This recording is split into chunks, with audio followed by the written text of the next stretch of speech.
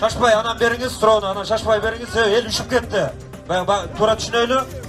Азыр мұна бата беріп атауыз. Қысқа, бершіме. Дүйшев Розбек Дүйшевич, емгек сіңірген өндірішші, мемлекеттік ишмер, Абсамат Масалиевтен жақын досы, ақсақалымыз, Розбек ақсақалында бата береді.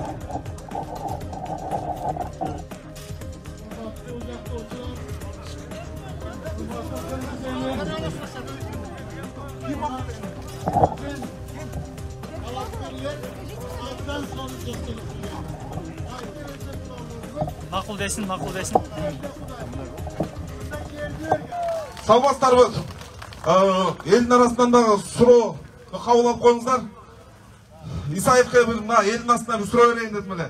Мен бір 3 күн бұрда Қания Қапаш үшеуіңіздермен жолыққанда, егер де сіздер азырғы биліктің жүзін көрдім менше, ескі системаны құшақтап отырады, депутаттардың системасын қармап.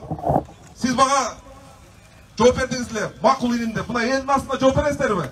Егер де Құдайым бұйырып, президент болып қалсаңыздар, инаугурацияны күтпей, қоя тұр балам демей, 10 күннің ішінде мына чиреген система депутаттар тарқатам деген сұра берсеңіздер, мен мына Улуу Жұрт партиясының лидері қатары жаштар толығыменен бүгінден баштап сіздерге қолдау қойып берем мен. Елдің астында мына сұра бересіздер, Қания Кеманалиев, Исаев, екеуіңіздер мына депутат болып тұрып, өзіңіздің мандатыңыздан айырылғанға даярсыңар бі? Кімге жооп бересіңер? Абдан жақсы сұрау oldu. Мына Кыргыз елінде келешегінде күйгөн жигиткен көрініп тұрады. Эми биз да депутатпыз, бирок тилекке каршы өткөндө кесиптештерибиз Конституцияны кантип колдодуңар, кантип кол койдуңар десе, окубай туруп эле кол коюп койтурмун дейт да.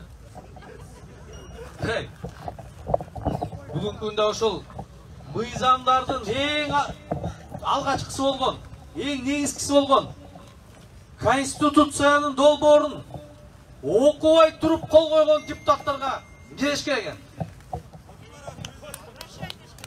Таркатыш керек. Кудай буйруса, биз мына мен ойлойм, Адахан Кимсанбаевич дагы, Каныбек Тапашев дагы колдосо керек. Мына биз парламенттин жыйынына керек болсо барбай баштадык. Өткөндө кеминден бир айтты, жана кошоматчы, кайсы бийлик келбесин ошолордун эле камчысын чапкан депутаттар менен кантип отурасыңар ошо эки жүзүлөр менен дегенди айттым. Туугандар, эми алар биздин кесиптеш экен. Бирок Кудай Таалам аларды ошондой коркоо кылып жаратып койгон экен. Эгерде Кудай Таалам бир нерсени жөргөнөткөн кылып жаратса, ал эч убакта бүркүт болуп учпайт. Андан үмүт кылбаш керек. Болгону биз эмкиде сабак алып, жанагындай утур бийлик келген сайын шакпесин алмаштырып коюп бийлик сөзүн сүйлөбөй турган татыктуу, эрки күчтүү позициясы бар депутаттарды шайлагандай бололу. Рахмат. Туугандар, үчөө сөз. Эч убакта карга ушумкар боло албайт. Эч убакта кузгун бүркүт боло албайт. Бул парламент эч убакта элдик парламент боло албай калды. Биз келсе үчөөбүз тең. 10 январь күнү Садыр Жапаров кол койгон, парламент койгон документтин баарын нөлгө чыгарат, жок болот.